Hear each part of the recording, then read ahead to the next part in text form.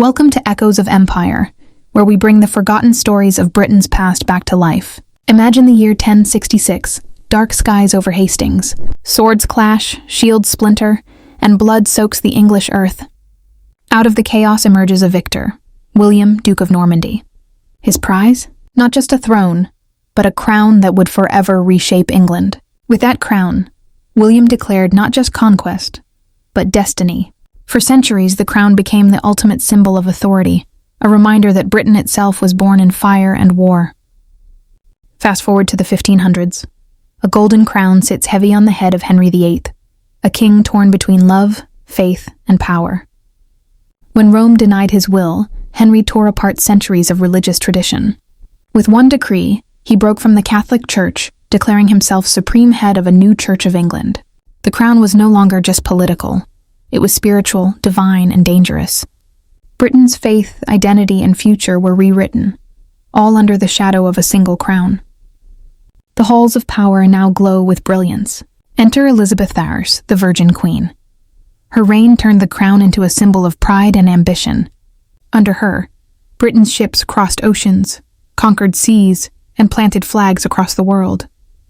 The empire's rise began here, yet behind the glory lay betrayal, bloodshed, and constant threats of invasion. The crown's shine was dazzling, but its survival depended on strength, cunning, and sometimes cruelty. But crowns are fragile. The 1600s brought storm and rebellion. Parliament rose against the monarchy, and the once sacred bond between king and country shattered. King Charles I, crowned by divine right, lost everything. His throne, his kingdom, his life. A public execution. A crown cast into darkness. For the first time, Britain stood without a monarch, proving that even kings could fall. But the story was not over. The crown would rise again, forever changed. The monarchy returned, but never as before.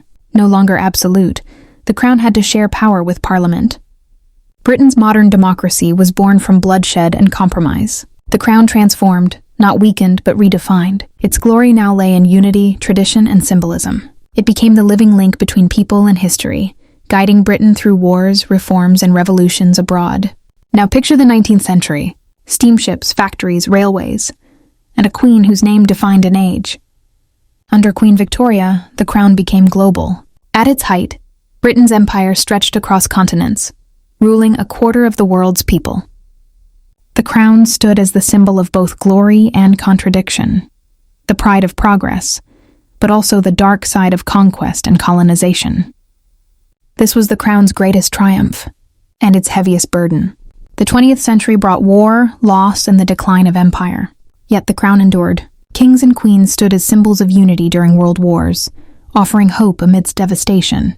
Even as colonies won independence, the monarchy adapted, shifting from ruler to figurehead, from absolute power to national identity.